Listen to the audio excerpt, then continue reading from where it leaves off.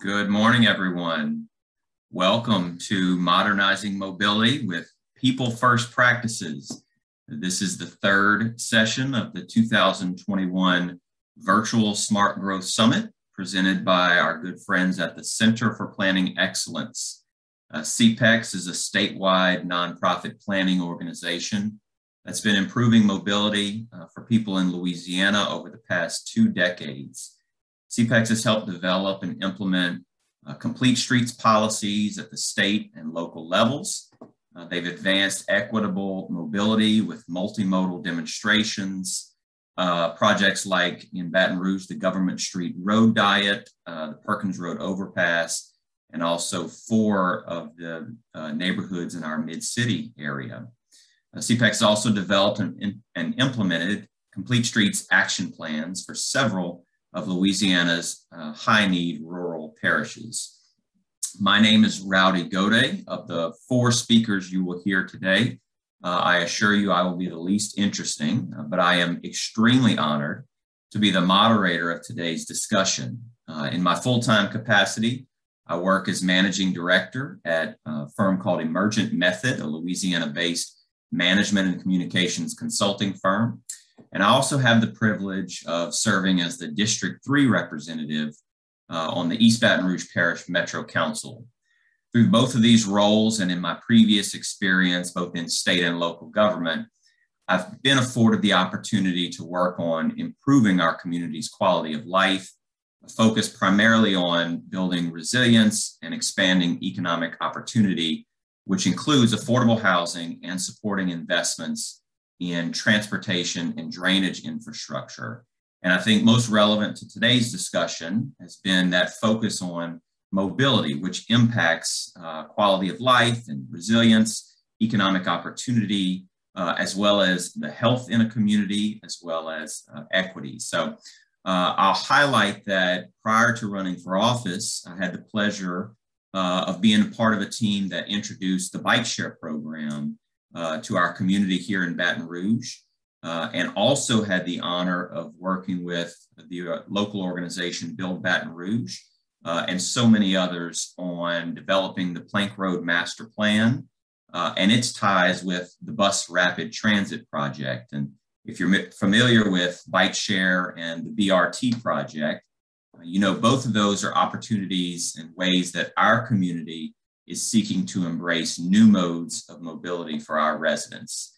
I'd also offer up that through these experiences, I've seen the challenges that can be associated with the pressure to maintain your existing built environment for your community, while simultaneously the need for the vision and the planning and the preparation for the mobility needs of the future. So I'm confident those perspectives will come out in our discussion with today's panel. Mobility and the opportunity to choose how we travel to and from the day-to-day activities and special events of our lives. It's a critical component of building prosperous, equitable, and resilient communities. And I'm really excited about moderating today's session and hearing from our 3 dynamic speakers who are going to give us some tremendous insight into achieving these goals. Now, before we begin, CPEX would like to acknowledge all of its members, thank them, and also thank all of the sponsors who are making this event possible, including the Platinum sponsors, Blue Cross and Blue Shield of Louisiana, the Power Coalition, and 89.3 WRKF, as well as the Gold sponsors, American Planning Association, Louisiana Chapter, Hancock Whitney, the Louisiana Municipal Association, LaMatts, LSU Ag Center, Smart Growth America, and Stone Pigman, Walter Whitman. Closed captioning is also provided today by AARP Louisiana, and you may turn on your closed captioning by using that helpful button that's located there at the bottom of your Zoom screen. Just a couple of housekeeping items to address before we dive in with our panel. Today's session has been pre-approved for continuing education credits for you certified floodplain managers, certified planners, and attorneys. Realtors, architects, landscape architects, engineers, and lead professionals, you may self-report the credit. And to receive that credit, please attend the entire session and respond to all polling questions. And if you have need any information on that, you can visit summit.cpex.org to get that information. Most important for our audience, we are reserving a large portion of this session for a discussion between our expert panelists and you, the guests who are attending today. And so throughout their presentations, I absolutely encourage you, enter your questions into the Q&A portion. You can again find that button, that Q&A button at the bottom of your screen. Take advantage of the expertise that we have with us today. Put your questions into the Q&A so that we can have a very thorough discussion and gain even more insight from our panelists beyond the presentations that they are about to provide. Last thing, this session is being recorded and it will be available on CPEX's YouTube channel and also on their website after the summit ends. All right, today we are extremely excited to convene experts who are truly paving the way forward in the field of mobility at every scale, from municipalities all the way to the federal government. Their efforts are helping to shape our collective future as we plan for more sustainable and eco-friendly ways of living that provide more transportation choices and new alternatives to our car-centric culture. Before I get to our panelists, let's first look to all of you, our participants today. We want to give our panelists some insight into the makeup of our audience today. And so we're going to be presenting a poll so that you all can take this poll and it will gauge where everyone who's attending today's session is on our topics today. I don't want anyone to fret. This is not a test. There's no right or wrong answers here. Let's bring up the poll questions. There we go. All right, first question, please describe your role in mobility initiatives. You've got one choice from the 7 that are listed there. Second question, has your community's approach to mobility changed as a result of climate change, recent natural disasters, COVID-19, or a focus on equity? Got 4 choices for question number 2. And then the final question, number 3, what do you see as the biggest challenge to mobility improvements in your community? And got a few choices there. So I want to give folks just a minute to have an opportunity to read through those, make their selection, and then our wonderful team who's working behind the scenes is going to pull up those poll results momentarily. We will talk through those and give our panelists some insight into the makeup of our audience today.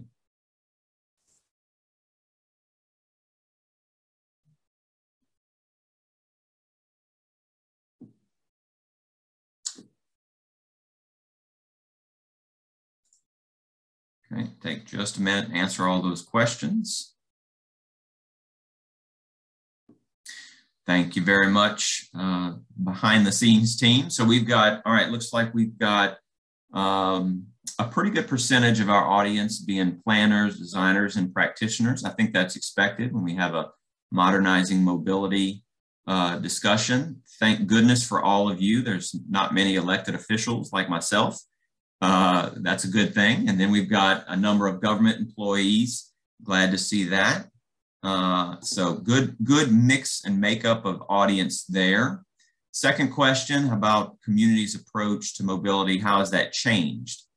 It looks like the majority said we are having discussions about it. And I think there's a lot of communities who are in that posture right now. I think today's session is definitely going to inform some of that discussion. Looks like a good mixture as well. Definitely making some changes, and then changes were already happening. Looks like is the lowest percentage. So good. Be good to share some information today from our panelists. Biggest challenge, no surprise there. We've got lack of funding that tops that list. Lack of leadership, that's interesting. And then lack of capacity and lack of interest, thankfully, being the lowest. So Good. That's extremely helpful to know the insight and makeup of our audience. We appreciate everybody responding, and I'll call out again our behind the scenes team. Thank them for pulling all that up. All right, so we want to say thank you for providing that information. And it's now time to get into our panel discussion. I'm going to introduce our very first panel speaker. And so as I introduce each of the three speakers today, I'm going to give you a brief bio about each of them. Mr. Christopher Coes, I'm going to go ahead and welcome you to the Zoom stage, which is my way of saying go ahead and turn on your camera and microphone, and I'm going to give you a brief introduction so our audience has a little bit more information about you. Mr. Christopher Coes is the Principal Deputy Assistant Secretary for Transportation Policy at the U.S. Department of Transportation. In his position, Christopher is responsible for recommending overall surface transportation policy initiatives to the Department Secretary, coordinating multimodal initiatives and processes, such as the development of DOT's proposal for transportation reauthorization, and coordinating the President's executive order on streamlining environmental reviews of transportation infrastructure. Christopher has an extensive background in transportation policy, including time at Smart Growth America, the Brookings Institution, George Washington University, and Transportation for America. And Christopher, we had an opportunity to have a discussion a couple of weeks ago. I researched your bio in the meantime, and I sort of did the math when I saw you when you went to college, and realize now you're a lot younger than me. So I'm going to mask my jealousy for all that you've accomplished in that time. But I want to go ahead and turn the microphone over to you, Christopher. Thank you so much. Thanks, Rowdy, for that warm welcome. And just give me 1 second so we can make sure we are sharing our screen. Just confirm that the screen is visible.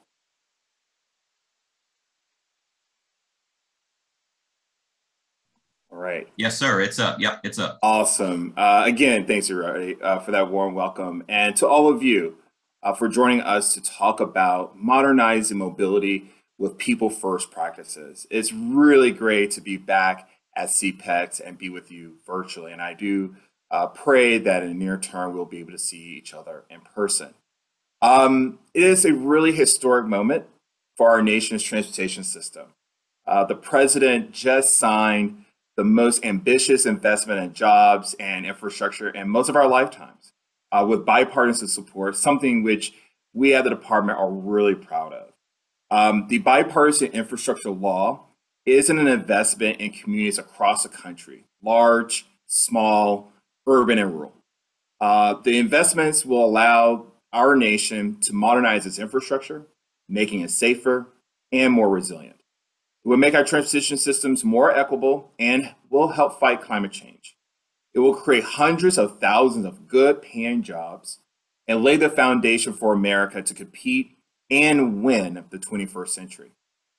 These investments will build up our resilience to superstorms, droughts, wildfires, and hurricanes, and for the first time, build out a national network of charging stations so families can travel coast to coast in electric vehicles.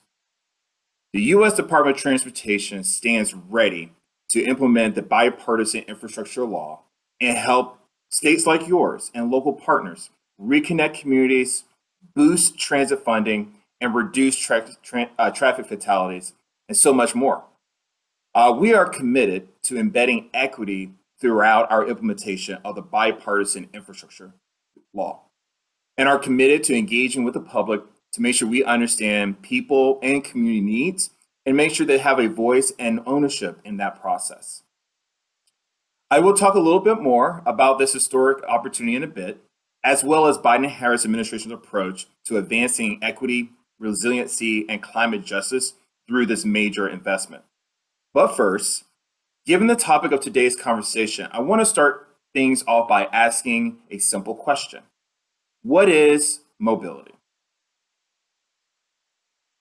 In transportation, we traditionally think of this in terms of having the ability to get around using various modes of transportation: walking, biking, rolling, driving, riding, flying, and etc. This, of course, is central to our mission as transportation professionals, enabling safe, efficient, and affordable access to mobility options that allow people to get where they want to go and need to go. But mobility has other meanings, which are deeply relevant to our work. As Rowdy mentioned in the opening, having access to good jobs, education, green space, clean air, and everything else that helps individuals and communities thrive, in many cases overcome the barriers placed on them and their communities through past and current inequities, including environmental injustices. We cannot no longer simply ignore the desperate impacts of past investments and disinvestments. The current state of the world was built over many years, and it will take several years, many building blocks, and a big investment, which we now have with the bipartisan infrastructure law, to make our infrastructure, our built environment, healthy, resilient, and equitable as it needs to be for every American. I'm now going to give you some context on how the department is thinking about and taking on these issues and centering people and communities in our work. From day one, the Biden-Harris administration named racial equity and climate as immediate priorities and have called on a whole of government approach to address two of the most important and challenging issues of our time. On the first day of the administration, the president signed Executive Order 13985 on advancing racial equity and support for underserved communities, calling for a comprehensive approach for the federal government to embed equity in its daily practices, including the creation of agency equity action plans. A week later, the president also signed an Executive Order 14008 on tackling the climate crisis at home and abroad. This created the first ever government-wide Justice 40 initiative, a goal of delivering 40% of the benefits of federal investments to disadvantaged communities. It also called for the first time creation of climate action plans for federal agencies. Building on these and other executive actions, US DOT is undertaking a comprehensive approach to advance equity and environmental justice for all, including individuals and communities who have been historically underserved and adversely affected by historical disparities, persistent to poverty, and income inequality. We are laying the foundation to deliver equity, resilience, and climate justice through the department, including through the implementation of the bipartisan infrastructure law. You and stakeholders are a critical part of this.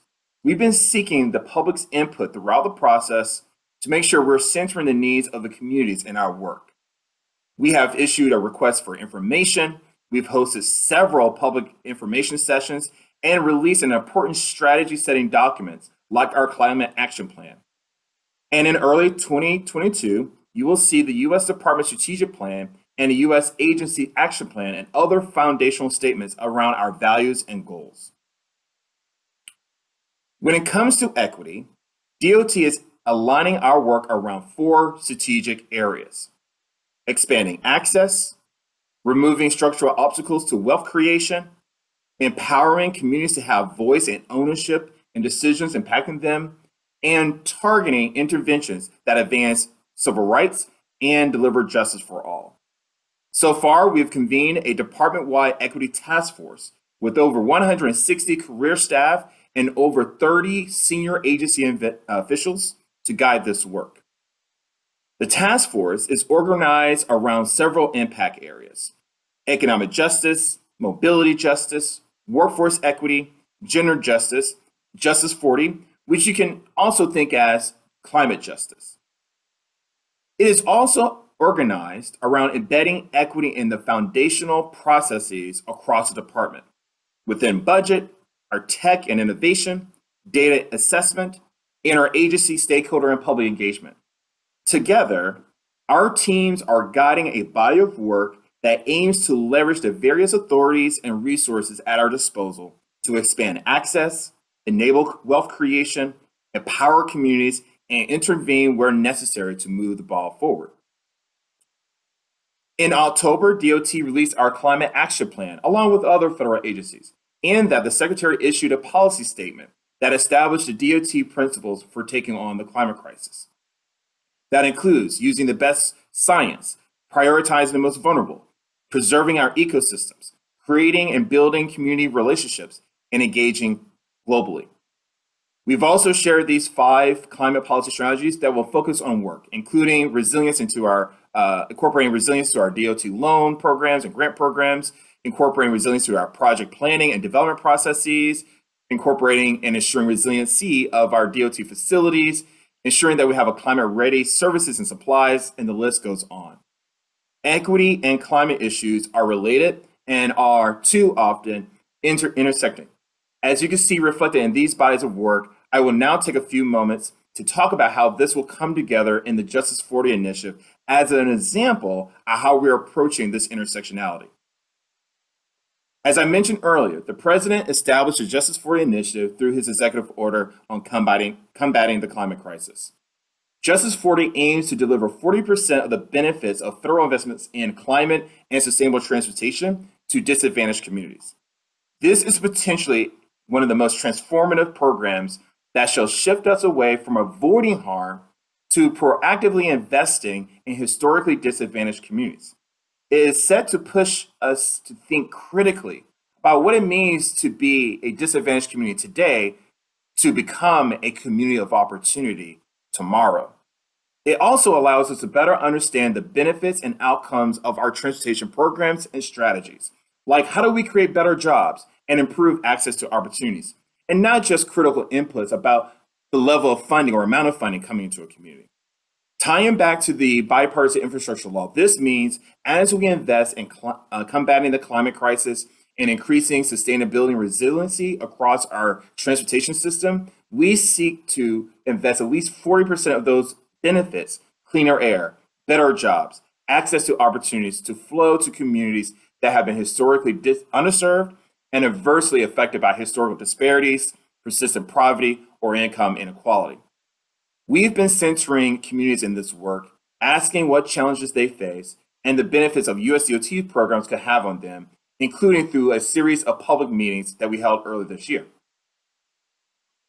In those sessions, we spent some time decoding the term disadvantage, and we discussed 6 types of challenges that communities are facing. Transportation challenges like mobility options, economic challenges like poverty and unemployment, environmental challenges like poor air and water, health challenges like asthma and health issues, and other social economic challenges like linguistic isolation and historic discrimination. Of these, we are learning from participants that economic challenges are one of the most impacting their communities. They also identify other challenges that they thought the department should spend more attention on, including food deserts, gentrification, safety, and accessibility. We also spent time talking about the benefits of these transportation programs and investments can bring to communities. What you see here is a high-level overview of what we're starting to catalog and characterize as various types of benefits in communities.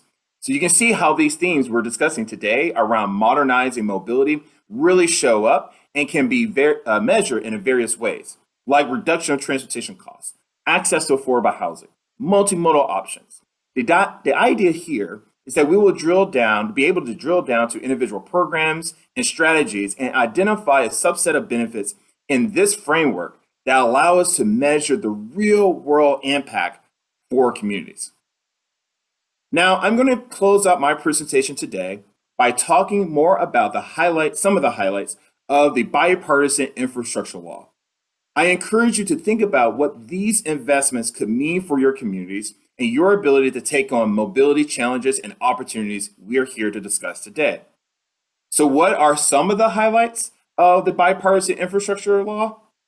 Well, let's talk about a couple things.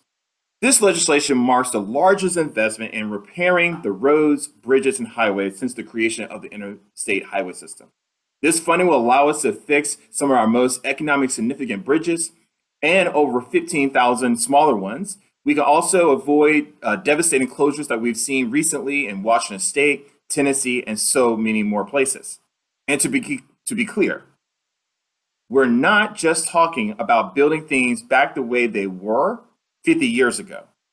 We are talking about making them safer, more resilient, and more equitable through new approaches, using new technologies and construction methods, focusing on investments in complete streets, and reconnecting underserved communities divided by transportation infrastructure. On the subject of road safety, more than 36,000 Americans are dying on our roadways every year, and this rate is far higher than many European countries. And tragically, we're seeing these roadway fatalities continue to rise during the pandemic. And as you know, these are not just numbers. There are our family, our friends, our coworkers, our neighbors, and our fellow Americans. And tragically, disproportionately, Black, Brown, and Native Americans are among those. This legislation invests over $13 billion towards making our roads safer, including $16 billion for a new Safe Streets for All program that will help communities like yours reduce crashes and fatalities, especially for people who walk and bike. On the public transportation side, this is an exciting moment.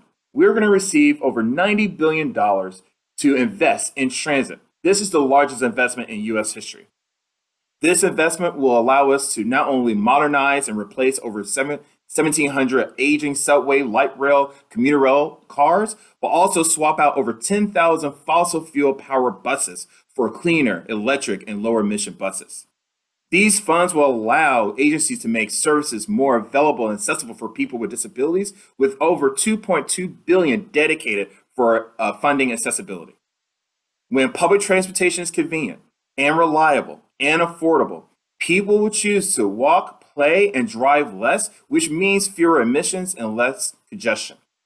I can't leave here without saying that this legislation will be the largest investment in passenger rail since the creation of Amtrak. This will also make major investment in freight rail so we can transport goods seamlessly through the supply chain from ships to shelves. This will also provide $5 billion to improve our rail infrastructure and safety grants, and another $3 billion, to make grade crossings safer, so fewer lives are not needlessly lost in rail collisions. We won't stop there. This legislation will also provide significant investments in our ports and airports, $25 billion in our airports to replace the backlog, reduce congestion, and drive electrification and sustainable fuels. Across the government, this legislation will invest another $17 billion in our ports and waterways, which I know is of importance in the state of Louisiana, to reduce the bottlenecks, but also curb the pollution that we're seeing in our neighborhoods near these ports, which of course are disproportionately home to communities of color. This legislation will make massive investments in the first ever network of about 500,000 EV charging stations by 2030. And this legislation quadruples our funding for our oversubscribed grant programs like RAISE and Infra. Let me close by talking about the implementation process that's underway at the department. We are rolling up our sleeves and getting to work on the immediate and long-term initiatives in this legislation.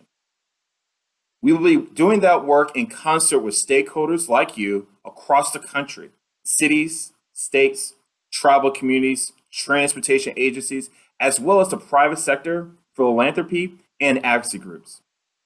We will be working in close collaboration with our sister agencies like DOL on a workforce development and training, Department of Energy on EV charging, Department of Commerce and SBA on creating jobs and contract opportunities, especially for communities of color.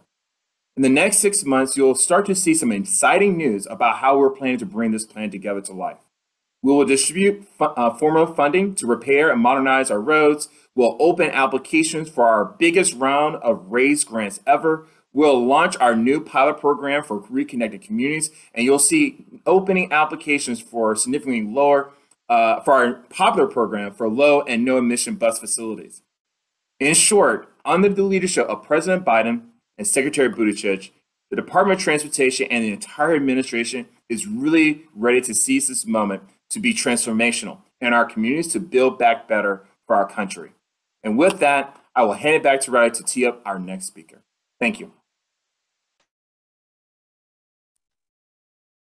Excellent, Christopher. Thank you so much.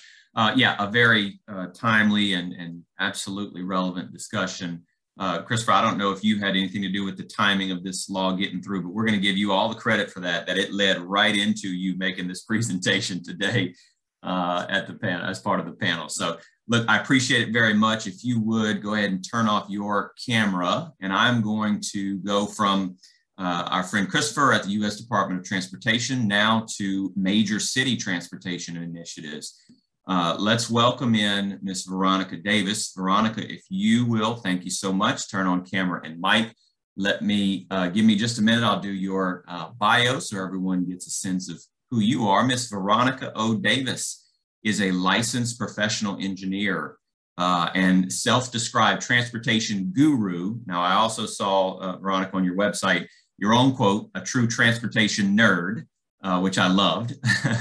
Veronica is currently the Director of Transportation and Drainage Operations for the City of Houston, which is really going to be exciting to hear from her about. And she's the co-founder and former managing partner of Inspire Green LLC, which is a planning firm specializing in multimodal transportation, climate and resiliency planning, and community planning. Outside of these numerous professional accolades, Veronica is also an advocate for women and girls to bike for health, wellness, transportation, and fun. And she is a co-founder of Black Women Bike. Veronica, I'll share with you after our conversation a couple of weeks ago, as I was doing my research about you, I was so impressed with your background and your credentials. I brought, as I was on my computer doing research, I brought my 7-year-old daughter in and showed her your website and kind of talked her through all that you had accomplished. And my daughter says, wow, she should be the president.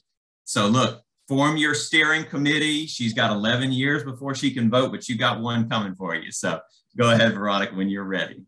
Well, thank you, Rowdy. I think I'll pass on being president, but you know, thank you. And let me get my presentation up. Oops, let me get back to the beginning.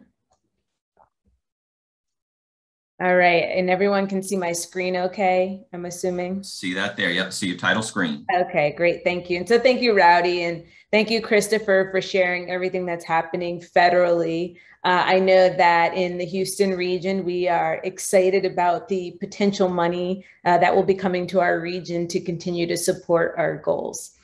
So as Rowdy mentioned, I'm the Director of Transportation and Drainage Operations in the City of Houston, and I'll explain why both of those go together, which you don't tend to see in some other cities. I'm going to start with some context setting because I think it's important to understand how we are laid out. So the City of Houston largely grew through annexation. And I say that because if you can see on this map, and I know it's challenging to read, that once you're outside of, you know, a certain amount of loops, there's a lot of white area inside of the City of Houston. And so this creates some challenges where we may own the road between two parts of the city, but we don't own the land. We're not, the land in between is not part of the City of Houston. It's part of the unincorporated areas of Harris County. So it can make things very challenging when trying to do long range plans for transportation and then determining how to fund things because we do have roads that we need to continue to maintain, but the challenge is those roads may not directly benefit residents of the City of Houston. So we have to work very, very closely with Harris County on a lot of our projects because of our boundary situation that makes things just very challenging for us. A little bit more context, and I know there's a lot of Louisianans here, and at the last CPEX that I was at, I shared that my family is from Baton Rouge. So just some size context, our population is about the entire Baton Rouge super region, which is basically everything at the boot. Population-wise, we have a little over 2.3 million residents. And then in terms of square miles, we are the size actually, we're a little bit bigger than East and West Baton Rouge parishes. And this is not a humble brag about the size of our city. It's more present some of the challenges that we have in our city. We are physically a large city. We range from very high, dense urban areas to very low, not quite rural, but right on the edges of being rural. And that's just within the city of Houston. And so that's where it makes my job very challenging to make sure that we are investing in all parts of the city.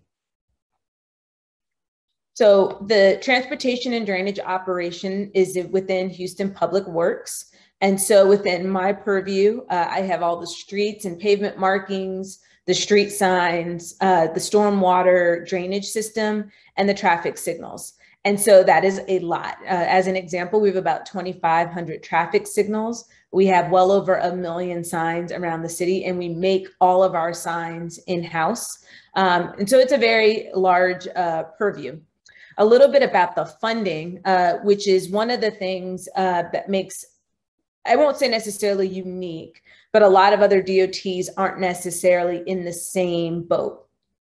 So within our organization, we are actually not part of the City of Houston's general fund. We are called an enterprise fund. And what that means is that we earn our own money and we are not subject to the same rules of the general fund. So where that makes my life a little bit easier, as an example, for the departments that are in the general fund, they have that use or lose by the end of the fiscal year, and money doesn't carry over into the next fiscal year. Whereas for me being enterprise fund, the money in my group just continues to carry over. So even in fiscal year 22, we are still, we're finally wrapped up, but we can still spend fiscal year 21 money. I remember as a consultant having to close out contracts and then do a new contract for the new fiscal year, but we don't have to do that. So it makes things a little bit easier.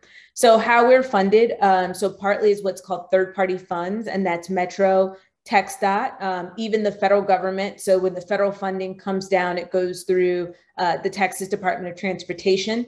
And so that is our third-party funding. And with Metro, we get funded from the sales tax. And that's for a lot of our street and drainage projects, our traffic signals, our bike and ped projects, and then operations and maintenance. We do get a little bit from property tax, which is largely going to pay off some of our old debt from when we were in the general fund. And then we also use that after that debt is paid, we are able to use some of that money for other projects. On the drainage side, we do have a drainage fee. And so that funds a lot of our drainage projects, street as well, because one of the things about Houston is that sometimes our streets are designed to convey the stormwater. And I have a map a little bit later in my presentation. And then lastly is a developer impact fee, so for future development. A little bit about what guides our work. I know that Christopher talked about all the exciting money that is going to be coming down. And as I mentioned, we're excited about what will come to the city of Houston. But at the end of the day, it's the little things that cause headaches. And so we do have a next day pothole program. And, you know, since we've had this program, I can probably count on less than one hand the amount of potholes that we actually missed the next day. This is something that has been extremely important to Mayor Turner because it shows that we are trying to address every part of our city. So much so that we actually have a website, houstonpotholes.org. So when you call in to 311 or go on the 311 app to report a pothole, within about a minute of you reporting, it will show up on our Houston pothole map and you can track accordingly. Any pothole under the size of a pizza box, we deal with the next day. For anything larger, we may do a skin patch. But it is very important to the mayor. We send him a daily report of where we are on potholes. But resiliency is also extremely important, as I know it is in Louisiana. We have our Resilient Houston Plan, which really has 5 big themes of a healthy place to live, equitable, inclusive, and affordable city, a leader in climate adaptation, a city that grows up and not out, and a transformative economy that builds forward. Within the Resilient Houston, some of the things that fall under my purview is we're having conversations of how do we live with water. I think that we see pictures from Harvey, we see pictures from the major events where the city is literally shut down because of the volume of water and it has nowhere to go. Much like most of Louisiana, we are a very flat city. We also have clay soil, which doesn't allow for percolation the way of some other soils. And so we're having conversations of, well, how do we begin to live with water?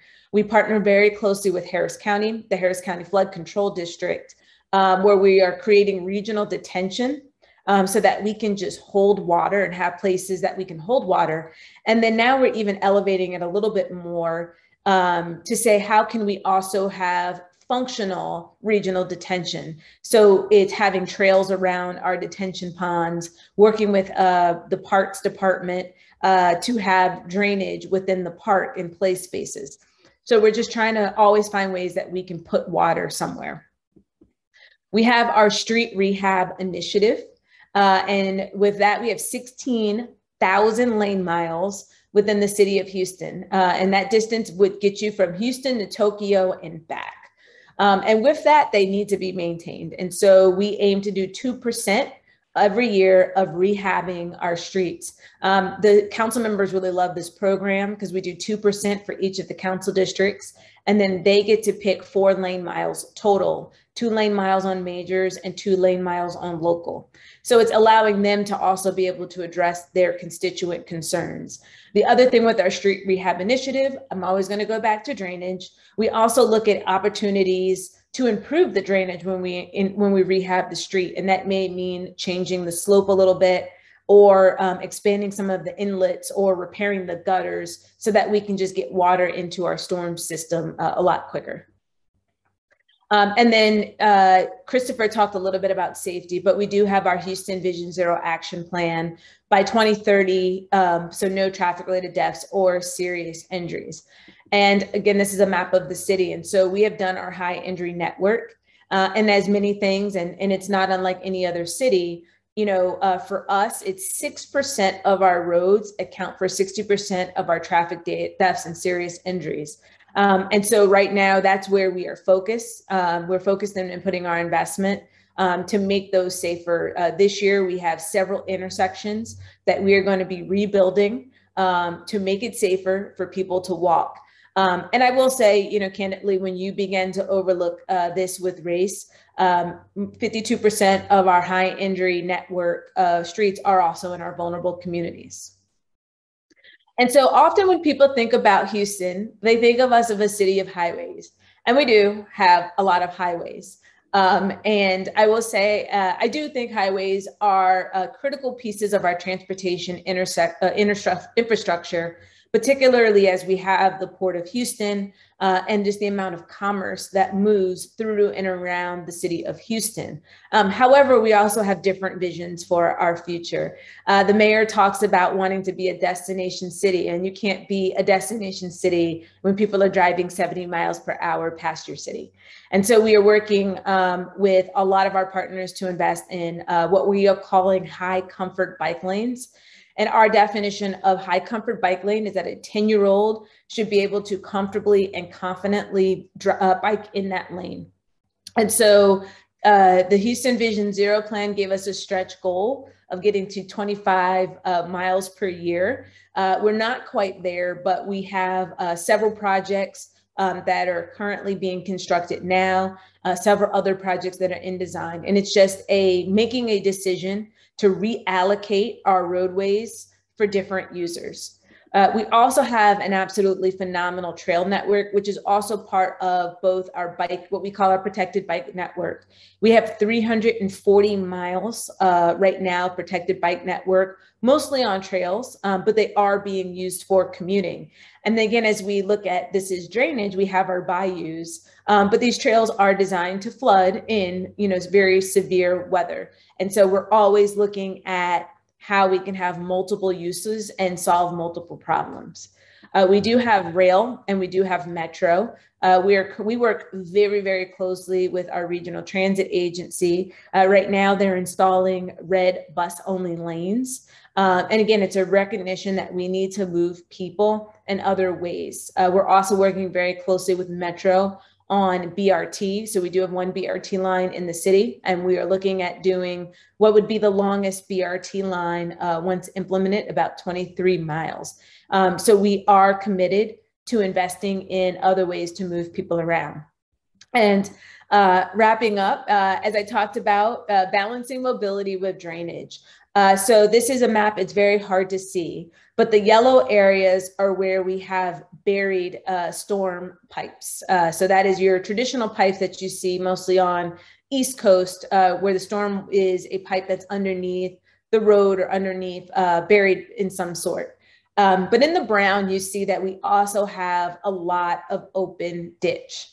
So on the left is a photo of our ditch maintenance crews trying to desilt the ditches so that we can have adequate capacity in rain events. And so we do have open ditch areas in the city, as well as we have several channels. Some are owned by the city of Houston, some are owned by Harris County Flood Control District. And I say all of this is we have to balance these things. We're currently working right now on what we're calling resilient sidewalks. Because if you look in the photo, where do you put the sidewalk? We need to maintain drainage. There are conversations, or people have asked us to look at burying, doing all buried infrastructure. But the reality is, where we have the open ditches is where we tend to have less problems when it rains, just because the water can get into the system faster than it can if we have just trying to get into inlets. So we are looking at what we're calling a resilient sidewalk, where that we can continue to maintain and have the open ditch, but also have places for people to walk, because it does play into a lot of our safety challenges. And also too, as we look at drainage, we're starting a stormwater master plan, because I think, again, we think about the big events like Harvey and others, but the reality is it doesn't take a lot. We just get a really quick, hard, fast rain, and our roads can become impassable. So in addition to the systems I mentioned, we also have roads where there is no open ditch, there is no buried infrastructure. The road itself is designed to convey the water to the next storm system. And so again, these are the things that we're constantly balancing of mobility and drainage. So thank you for the opportunity to present a little bit about the Houston context, and I look forward to being part of the Q&A. Thank you. Excellent, Veronica. Thank you so much. I will tell you a lot of the highlights you made in that presentation, a lot of the terminology you used, living with water, functional regional detention, that all corresponds with the conversation a lot of communities are having. And I'll certainly say here in Baton Rouge in Louisiana, we are having those same conversations. So perfectly delivered and relevant for what's going on. So look, thank you so much. Let's now transition to our third and final speaker. And I'll remind everyone before I bring up our last speaker, enter your questions into the Q&A, and then we're going to get into that Q&A session immediately following. So let's get into mobility implementation leadership and insight from a local executive level. Mayor Mark Stodola, thank you. I see your camera is on. I appreciate that. Let me introduce you first, and then I'll kick it over to you. Ladies and gentlemen, this is Mayor Mark Stodola, the former mayor of Little Rock, Arkansas. He served as mayor from 2006 to 2019, and the mayor prioritized economic development, city innovation, and championed the Creative Corridor Plan for Little Rock's Main Street area. During his 13-year tenure, Mayor Stodola also served as president of the National League of Cities, and he's now a practicing attorney at Barber Law Firm in Little Rock. Mr. Mayor, I had a lot of nice things to say about you and highlight, but then last weekend, sir, your Arkansas Razorbacks came into Baton Rouge and came into Tiger Stadium and delivered us another loss. So, so I'm going to halt on all those nice things. Well, well, we finally got the boot back. The boot is a trophy that's got Arkansas at the top. Oh yeah, at the bottom. Oh, yeah. Y'all have the boot, and you take the baton here. Thank you, Mayor. You bet. Well, thank you very much, Rowdy, and thank you, Veronica, and certainly Christopher as well for your presentations. I have the opportunity to talk about modernizing mobility as a people first practice and how it really helps with the issues of economic development. And so I'm going to have some assistance by some of the staff to switch these slides. But I really want to stress the fact that I think it's a vision question that has to be carried out from the leadership in a city. Veronica, Sylvester Turner is a friend of mine. I've worked with him, and he's a great mayor of Houston. And certainly, I can see the kind of work that he's done to really help the citizens of Houston. When you talk about vision, it really does have to come from elected officials. I noticed in the poll that we have a lot of planners and developers, and not a whole lot of elected officials on this session. Hopefully some more have joined us, but I want to focus my comments based on my experience having become mayor and talk about how mobility really is a total function of economic development within a community. City of Little Rock is about 205,000 people. Proper. Across the river, we have the city of North Little Rock, and it's another 65,000. The population in our county is over 500,000, and we cover other areas that would put us at close to 1 million people. So I'm going to speak a little bit from the context of what kind of money we either do have or don't have in terms of how you can take a vision and turn it into reality. If I could, the next slide, please. So what kind of economic opportunities? When I became mayor, we had, and the next slide will show it in a minute. We had the Clinton Library that was going to be built on the river, and it was built on top of a sanitary landfill. And so it created its own challenges, but it was right on the river, and it really helped to transform and to assist in the development of our downtown area. And it turned into what we have called as a river market. And so back in the 1990s, the river market was developed. It was an old warehouse area adjacent to the landfill and some bridges. And actually, it's the next slide. There we go. And we can go back to the other ones in just a second. So it was really a driver of downtown economy. The river market is the slide over on the left, and you'll notice the trolley tracks. We were able to work with the Department of Transportation early on in the 90s and bring in what we call the Rock Region Metro, the trolley line that traverses both the city of Little Rock and the city of North Little Rock, primarily in the two downtown areas. And that was a vision that was carried on by my predecessors, actually, and also some people in our public transit authority that had a big vision for what could happen to a relatively small town, a city of, at that time, less than 200,000 people. If we could go back to the first slide again, please.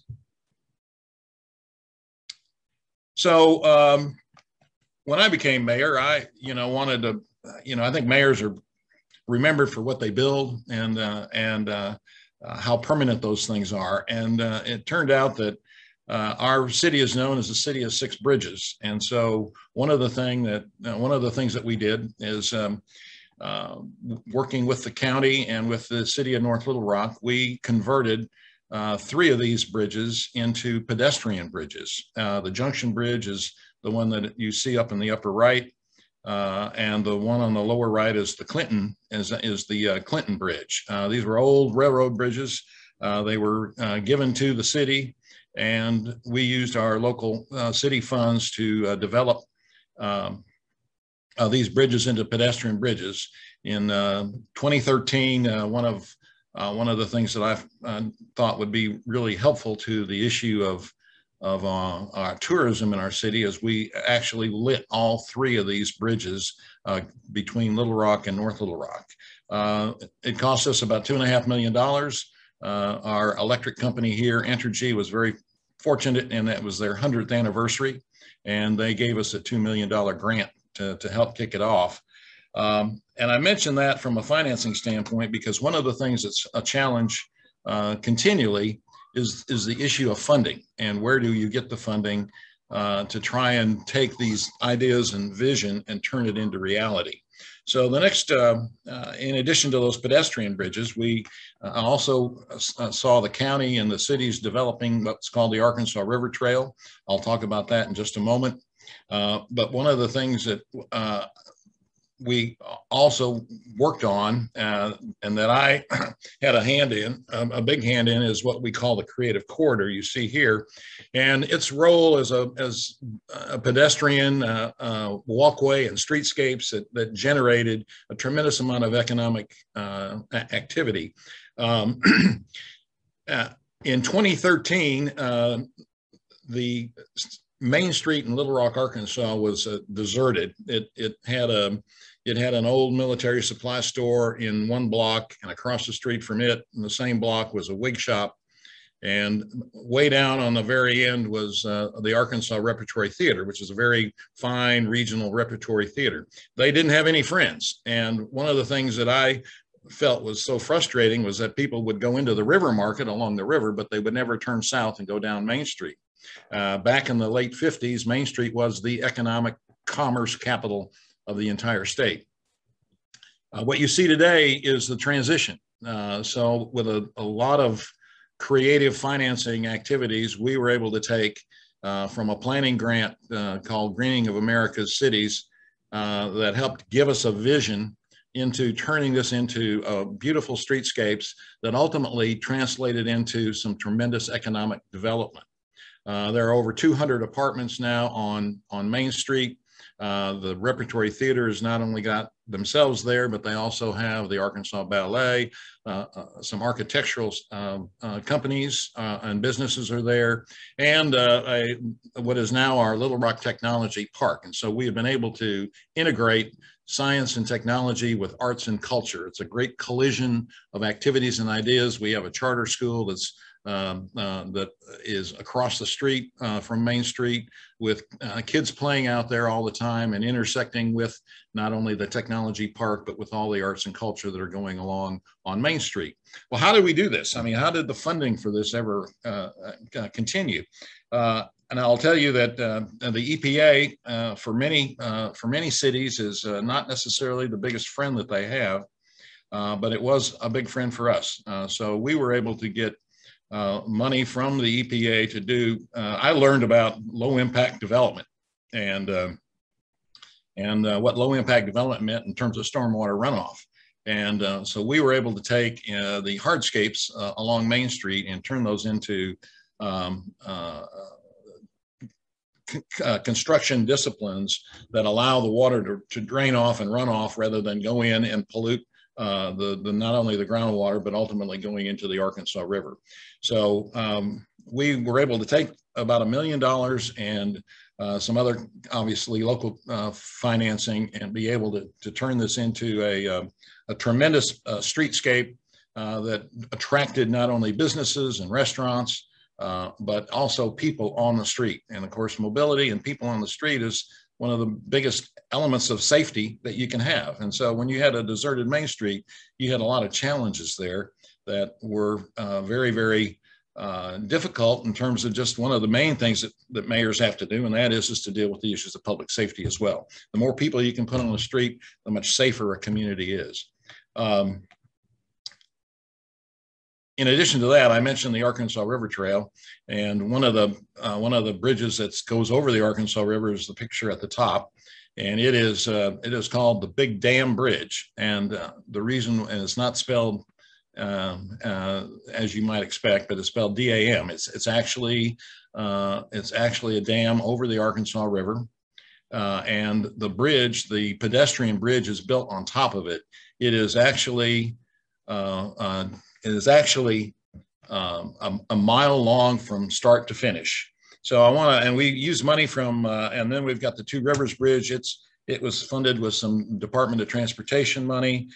We work with the EDA and we receive money from there. You've got and now of course, mayors and city councils are going to have ARPA money and they're going to have infrastructure money. So there's some great opportunities to do this. If we can move to the next slide, please. Those are bike lanes and trails. Next slide, please. This will show you not only the Arkansas River Trail, but this is now what the trail has become. It started as 7 miles on either side of the Arkansas River. You see the Big Dam Bridge and the Clinton Bridge. That was the original area, and now it's turned into over 60 miles and covering over three counties in terms of bike trails that we have. In Northwest Arkansas, the Waltons have helped fund the Razorback Regional Greenway, which is 37 miles. It goes through 3 or 4 cities as well. It's another example of what brings in economic development. They had the highest percentage of increase in population in the last 10 years, 21 and 28% in those 2 counties. So again, it is an economic driver. Next slide, I think. That may be my last slide. Let me just mention that bike lanes are something that are very important. I obviously have become a biker aficionado. I've got a couple of bikes, and the challenge is that not everybody not everybody is appreciative of that kind of alternate transportation as we all are, but that like to be on bicycles. And so we've been working with bike trails and share the road signs on those streets that don't really suit themselves to a separate bike lane. But I think it's very, very important. It's a different alternate method of commuting. And of course, it's a great recreational area too. And I am so excited to see that happening. We held a National Trails Conference in Little Rock about 4 years ago while I was mayor, because we were selected because of the nature of the trails that you see on this slide right here. So you gotta really scrape all around the areas to find the funding in a city. There's never enough money. But I encourage people to take the opportunity now with the ARPA money and the infrastructure money and to use it toward the issue of mobility because it's a tremendous economic driver. I think that's about the end of my time, Rowdy. Great. Hey, Mayor, thank you. I actually wondered if you kind of looked at it and said, oh, wouldn't that be nice to have that ARPA money and that infrastructure money? I never had it. I'm very jealous. I'm very jealous. Yeah. Well, certainly we can take advantage of this momentous time with those sources coming down. But look, Mayor, thank you so much for sharing that experience with us. Let me invite now, Mayor, if you'll keep your camera on, I'll invite Christopher and Veronica. You can turn on your cameras and microphones so that we can begin our panel discussion. And again, encourage all attendees. You can ask these leaders your questions by using that Q&A function at the bottom of your screen. So let me jump into a question that came in for all panelists. And then I'll say, let's go Christopher, Veronica, and then the Mayor. So the question is, how do you strike a balance between innovation, things like micromobility, self-driving vehicles, so striking a balance between innovation and proven transportation solutions, frequent, reliable bus service, things like that. So how do you find that balance between innovation, future where things need to go, and those proven transportation solutions? Christopher, we'll ask you to come on first. Thank you for that question. I think from the perspective of the federal government and from the Secretary perspective, is that we're trying to usher in a federal local community partnership. And that is something that has to be said out loud. For us, we're trying to incentivize more community-driven level projects. And I think from that standpoint, whether it's through technical assistance, capacity building, or through some of our regulatory, whether it's NEPA or Title VI, our goal is to encourage local project sponsors, state DOTs, MPOs, to the greatest extent possible, to actually center that conversation and that balance in the hands of the community and have those voices. So that's point one. Point two, one of the things that we're recognizing is that as we think about the balance, each community is going to be different. But what we do know is that there are key indicators that we know we're heading in the right direction. Number one, are we reducing the transportation costs for individuals and communities? If the answer is yes, you're getting closer to that balance. Question 2, indicator 2. To what extent are we reducing greenhouse gases or other environmental justice harm in an existing community? Does the mobility solution or transportation project get you closer to that indicator? Point 3, are we creating new economic opportunities, not just on workforce, but entrepreneurial from that project to the greatest extent possible? Those are just some of the indicators that we're going to be looking at and how we track. And hopefully over time, we'll be providing more best practice and tools for communities that have a variety of different, demands. And I think for us is making sure that the resources are accessible and that the community partnership that we're trying to encourage are ones that we're able to do at scale. Thank you. Veronica, your presentation touched on this a bit, but can you talk a little bit about balancing between innovation and those proven transportation solutions? Yeah, I mean, I think that they actually work together. So part of what we're doing, it's little things of as we're upgrading our traffic signals, we're also upgrading with technology so that they are smart signals. At the World Series, which unfortunately we were close, but didn't quite get it. But that was our first time actually doing remote traffic control management because those signals had been upgraded to smart signals. And so we could do them remotely from our traffic management system. And so those are the things that it's a yes and of, we look at technology.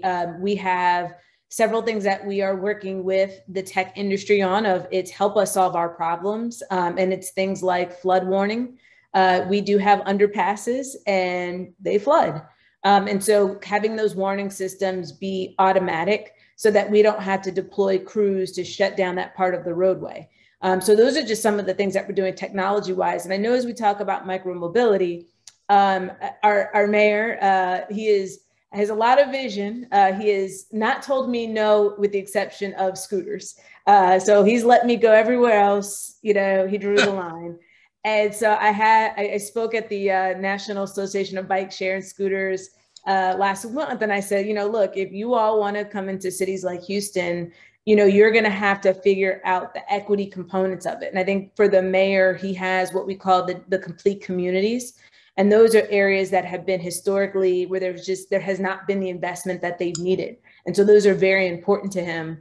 And so I think for, some of the things that we are doing, some of the technology we are testing, we're actually doing it in our complete communities. We have a solar farm that's going in one of the complete communities. I mentioned the resilient sidewalks. We're doing that in a complete community. So that's very important to the mayor. I love that, Veronica. Thank you. Yeah, the mayor is absolutely utilizing some leverage for an industry, that scooter industry, that is looking to expand. So I love that and bringing in that equity component. Mayor, you want to comment on this one?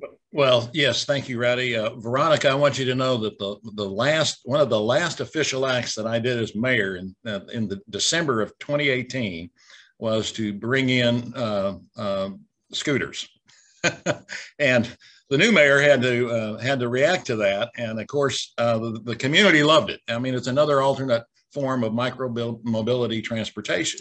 And of course, now we've got two companies in here and everybody's enjoying it. I'll have to tell Sylvester that, there's a positive aspect to it. There's a struggle going on between those pedestrians walking and those people using scooters, and whether they're in the street or whether they're on sidewalks. And we had to go through all that process of aligning those things. But so that's a piece of innovation. I think the fact that we got bike share while I was mayor is another one that, there are a lot more people that are using that as a mode of transportation than earlier. I mean, there's no question that people are using, that's not necessarily innovative. It's something that we've had around forever. But people are using it as a way of getting from one place to another. The basic issue is how do people get to work the easiest way, the most convenient way, and with regularity and dependability. And that's where some of the stuff that Christopher talked about is very important in terms of helping to fund medium-sized cities. I mean, when you go to Houston or you go to New York or Chicago or Los Angeles, or Dallas, you've got commuter rail that is a necessity that has to be used. In our particular community of 200,000 people, basically, it takes 20 minutes 25 minutes to go from the far reaches of our city to the other far reaches of the city. So it's not a burden, but the transportation question about people using transit and people using our public bus system. I mean, people they need to be educated, and it needs to be more regular. So what's the challenge for us? The challenge is that we don't have enough money. The cities don't have enough money to do the rail mile or the transit miles that need to be that we could use on a more frequent basis and a more often hitting different areas. And that's where trying to get some money from DOT or from whoever is so very, very important, because that mode of transportation, I think, could be elevated into something that people would use on a much regular basis. I mean, I get upset when I go by a bus and there's just 2 or 3 people in the bus. I mean, it's important for many of our disadvantaged communities that there be regular transportation. So we're going to fund it, but we could do so much better if we had more funding. So mid-level cities have that as a challenge that I think has got to be balanced somehow. Thank you. Christopher, I'm going to come to you with the next question. Of course, I figured we'd get a few regarding that infrastructure bill. But within that infrastructure bill, there is an amount of competitive grant funding. And one of our questions is, with the new infrastructure bill having the potential to fund many projects, does your agency have a grant writer on staff? And I'll even expand that too. Has there been discussion of, capacity for grant writing at the local level? The question goes on, any suggestions for average public agencies on how to apply for grants, or those with limited or no experience? Any insight, Christopher, you have on that process? It's a really great question. Hang on, Chris, you went on mute. There you go. See, I gave all the answers. It was great. No, it's a really great question. And I will say I'm really excited about the work that we are doing internally, thinking through that. We recognize, and this has been part of a central pillar of the development of the infrastructure package, recognizing that we want to be able to, again, build back better means reaching to communities that have been underserved or left behind and making sure they're along. And there are some unique challenges, right, that these type of communities have. As you mentioned, oftentimes folks don't have $100 or $200 or $300,000 to hire a consultant or have an ongoing staff to do federal applications. You also recognize that oftentimes projects themselves may not fit within our traditional formula program, which is why you saw, as part of the infrastructure package, a level of increase of different type of programs that really meet local need. I will say right now, over the next several months, we'll have a lot more information that we're going to provide to localities, particularly thinking about how we can make some of our applications easier. How can we potentially bundle applications as part of a common NOFO, where we can package certain grants so communities can only have to apply one time, and we at the department can work with the community to figure out which are the appropriate funding sources. Also, we're thinking about right now, one of the things I have just been really excited with some of my colleagues, we have a current program called Roots, which work directly with rural communities on how to do technical assistance with them on grants as well. We also have what is called the Build America Bureau, which is our department's one-stop shop that will see increased funding to do direct technical assistance, basically from cradle to grave, from idea to project execution. So there are a number of those, but also just recognizing that this is not just a DOT issue. As you mentioned, you heard from the mayor and also from Veronica, is that oftentimes they're looking at an entire corridor, right? There are infrastructure components, there are housing components, there are environmental components.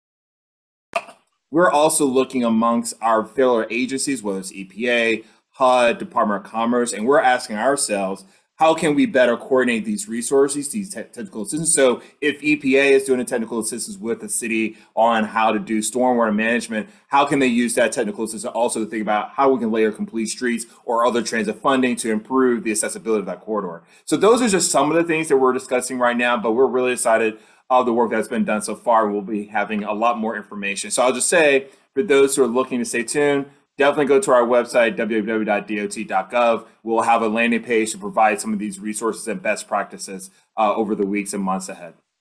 Thank you very much. Veronica, I'm going to come to you, and Mayor, I'm going to ask you to comment on this one as well. The topic is working regionally, and the tagline we hear a lot here is water knows no boundaries. It doesn't know parish lines in Louisiana or county lines there in Texas and Arkansas. So what are some of the challenges that you encountered, Veronica, in working with Harris County in order to develop a regional approach to detention?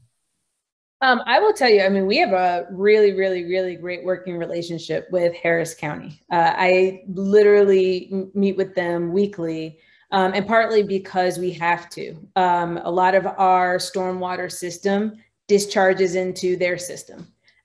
We have several initiatives that we're going through with them right now. So we did a pilot program for goats, where we had 150 goats eat a stormwater detention pond for us. But we also collected data. And so Harris County is interested to see the data because they also could see the use for goats, particularly in our channels where it's hard to get equipment or it's not safe for employees. And, you know, with what we are doing, you know, one of the challenges, I mean, it's the same thing that you all are dealing with in Louisiana. It's a flat city and you have communities built in the 100-year floodplain, and there's not really much we can do. We could invest billions of dollars, but frankly, for most communities, it's more economical to purchase the home and move and have them relocate somewhere else. And then we are using that for regional detention. And so we work very closely with Harris County Flood Control District on that. We have one neighborhood that they actually purchased most of the homes, and then we are abandoning the roads so that we can do regional detention. And we have to. I mean, we have to work. We have a great working relationship. I mean, and even with when you bring politics into it, drainage is probably the one issue, regardless of whether you're an R or D, like you support it. We will any money to maintain drainage because water knows no bounds. We have water in rich communities, we have water in poor communities, and so that is like the one thing that when it comes to funding, it's very rare that our electeds at the local or the county level say no. I think if nothing else, you know, there's a questions of with this infrastructure bill, how can we do more on the drainage side? Let me just say, I love, before I kick it to you, Mayor, to talk on this regional concept, I love, Veronica, that major city of Houston, you talked about potholes up front, and now you've talked about goats. So that's pretty terrific. Mayor, you also highlighted working, you know, across those political boundaries. You want to talk a little bit about the regional concept, any challenges or maybe even successes you encountered? Sure. And one of the things I know that we should probably mention is that, you know, our country is divided up into metropolitan planning organizations, and that is designed to be a system where the region can share in the long-range planning on a variety of issues. And we've taken it to not just transportation planning, but also issues dealing with the environment, dealing with trails, for example. I didn't have a chance to mention it, but you know, our Metro Planning Organization is committing $5 million for the development of the Southwest Trail that'll go from Little Rock all the way to Hot Springs, Arkansas, about 60 miles away. And so it shows the cooperation. We got I don't know, 7 or 8 cities plus 3 different county judges and county organizations that are all working together to develop that regional trail system, the Southwest Trail. Same thing happened up in Northwest Arkansas. The Northwest Arkansas Planning District has put that all together in terms of, and of course they had some great funding from the Waltons and Walmart for that regional greenway. But I see a great cooperation. We cooperated in terms of raising money to light the 3 bridges over the Arkansas River. We all cooperate on our local transit agency and contribute money based on route miles. In general, I think you see that when these are issues that are going to help and improve a community and better a community, you're not going to have much of a disconnect in terms. It's really a matter of who's got the funding, how much money can they contribute to get the job done, and that's always been the challenge that I found. That I think, you know, cities and communities are going to be and counties are going to be in a unique opportunity now with the infrastructure money that's coming down the road, literally. Now, I will say, I will say that, we've had discussions with our Arkansas DOT, and when we're redoing interstates and people don't want the interstates, they don't want them in downtown. We've had many community arguments and fights about those issues, and trying to balance that has been a challenge. I noticed Veronica's picture of the interstate network in Houston. Ours is nowhere near that complex, and people are complaining about it. It's a balance in terms of how do you get people from one point to another. Is it an economic development tool, or is it a hindrance? And you've got people, legitimate, smart people on both sides who will argue either point and don't really come to much agreement. So then it's ultimately a matter of, in this instance, MetroPlan ultimately came through and approved the funding for what we're doing in terms of redoing the interstate system through downtown Little Rock and North Little Rock. Let's stay here with you too, Mayor. I'll start with you. There's a question here. You had mentioned trails. There's a question: Does Little Rock, and then Veronica, does Houston have a pedestrian bicycle master plan? And if so, what challenges, if any, did you face in implementing that plan? Yes, we do. We do have a master plan. The question is, in the city itself, the city proper, as opposed to along the river, how much of that is implemented? I mean, it's a work in progress relative to bike lanes and bike share. But we do have a master plan, and we've tried to implement it. And we've got some dedicated bike lanes downtown.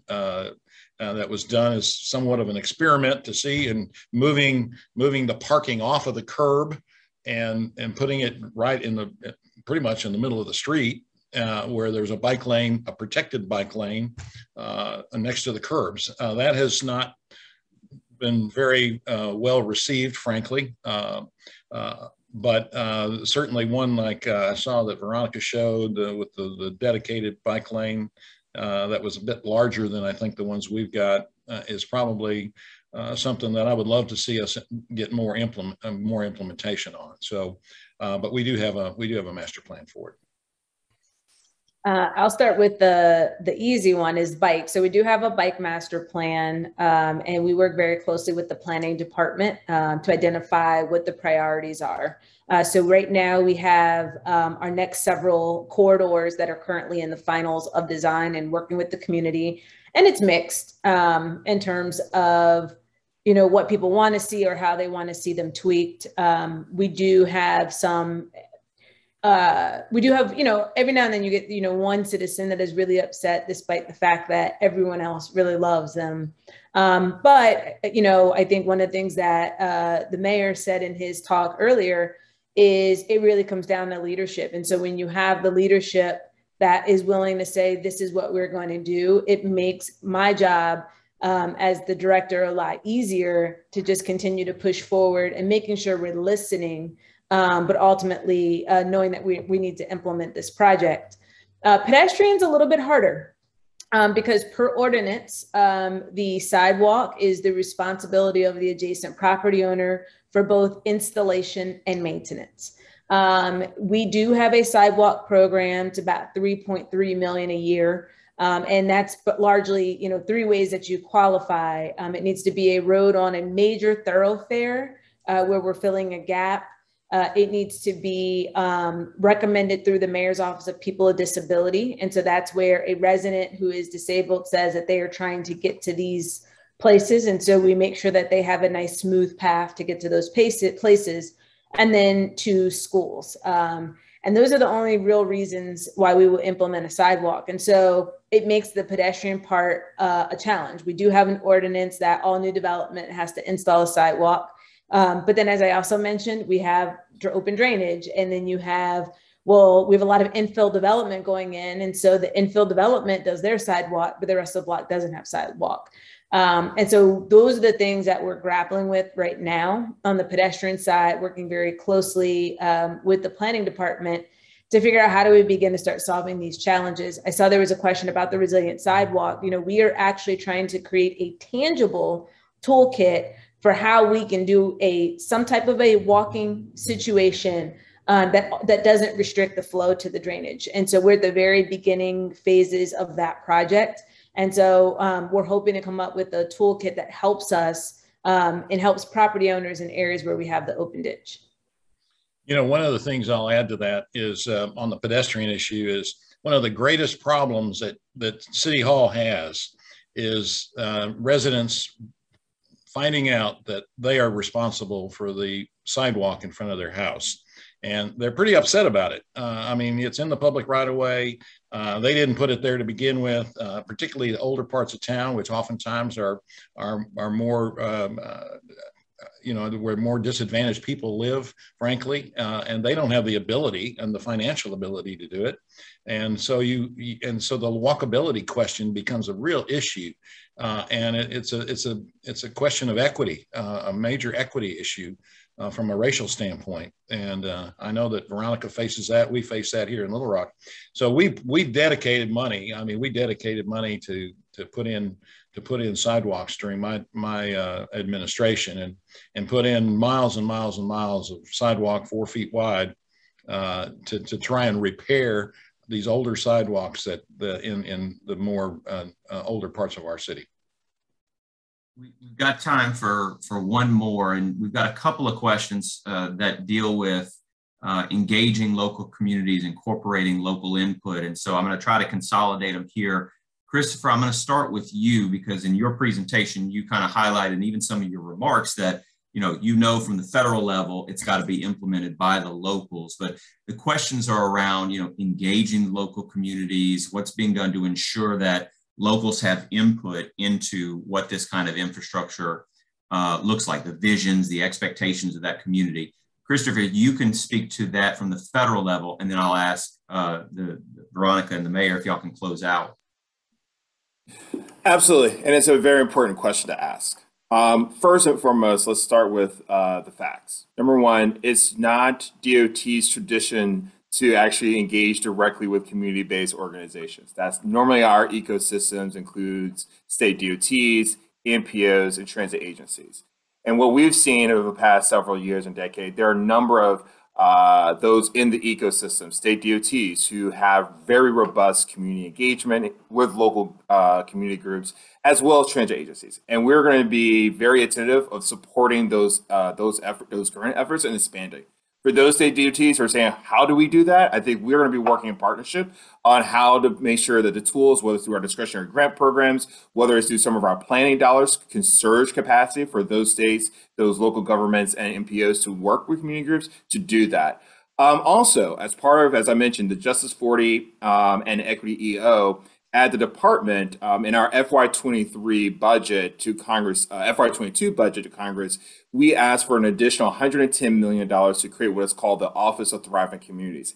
And we see this as a first attempt in building on some of the legacies of our predecessors like Secretary Fox and many others prior to him, where we're actually going to be providing direct resources to local governments and community groups, as hopefully in some cases the private sector, to really create these community vision, which hopefully then will better inform us on how to not only shape the grant programs that we have in our discretion, but also build capacity, because what we really want to see is that communities across the country not only have the capacity and the wherewithal, we want to see really good projects. And so partnering those two elements is going to be key. And then lastly, I would say one of the things that we are really excited about is that we're going to be continuing to partner with organizations like CPEX, like the National League of Cities, and other organizations who are representing not only local governments, but also community groups, to think about ways and partnerships on how we can, again, create the ecosystem to really do transformational projects and really meet the needs of the community in real time. And so,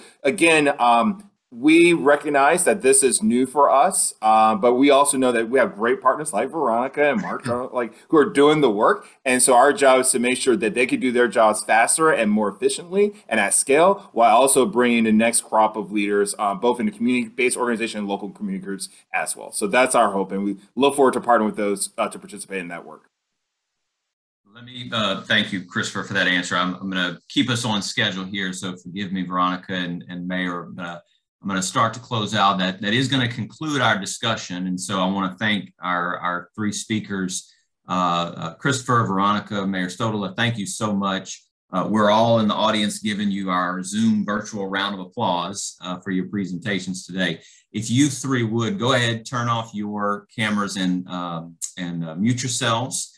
I want to again thank our speakers, as well as the sponsors, and especially you, all of the attendees in this session, for participating in this discussion. There is one more thing, so don't go just yet, but it's very exciting to think about the possibilities we have for the next generation of transportation investments that are focused on simultaneously enhancing the quality of life, addressing disparities, and helping our communities adapt to and mitigate climate challenges. I want to thank the team at CPEX for bringing together this virtual Smart Growth Summit, particularly the team who has been working behind the scenes today to make a technologically challenged person like me appear to know exactly what's going on in this Zoom environment. So a round of applause for that team working behind the scenes. Thank you so much.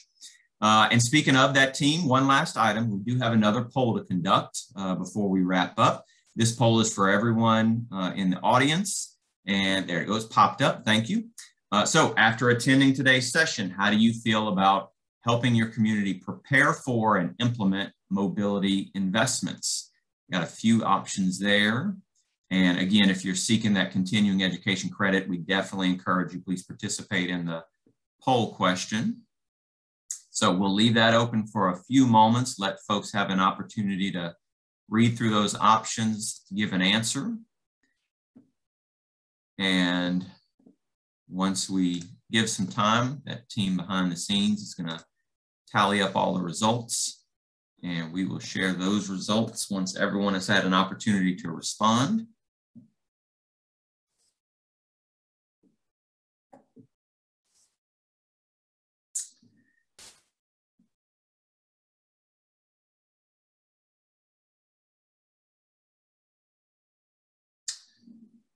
So how are you feeling after today's session about helping your community prepare for and implement? Let's see what those results are. All right, looks like a majority, 64%, do feel more prepared, and I certainly give that credit to our three speakers. Yes, I agree. But still need to learn more about how can I apply it in my community. Absolutely, that's going to be ongoing educational opportunities. And then we had to very closely learn some things that I can take action on immediately. Certainly saw that in some of the presentations. And then ready, but certainly need more funding and capacity. I think we're gonna see that funding come down. I think that capacity conversation is going to continue. And so again, thanks to the speakers for addressing that issue and speaking towards that. So reminder, if you're an attorney or a certified floodplain manager, you're going to get a survey. Please fill out the survey that's going to appear when you close the Zoom window so we can help you get your continuing education credit. Thanks to everyone for participating in the polls today. And let me say, that we didn't get to all the questions. If your questions weren't addressed in today's conversation, don't worry. We're going to post those questions in the session's Q&A forum. And don't forget, please attend the next session on CPEX's Virtual Smart Growth Summit. Today at 2 p.m. Central, it is Planning for Health, Supporting Community Health Through the Built Environment. And this session is going to highlight new research, initiatives, and model projects that illustrate how planning and changes to the built environment can positively influence social determinants of health. Finally, the Smart Growth Summit is made possible by Summit sponsors and CPEX members. Contributions help keep this vital educational opportunity accessible to all. If you would like to help support CPEX's important work here, please text CPEX to the number on your screen or scan that QR code that you see. We hope to see you again this afternoon at that 2 p.m. Central session. And just want to say a final thank you to our panel and thank you to our audience. Thank you so much for joining us today and participating.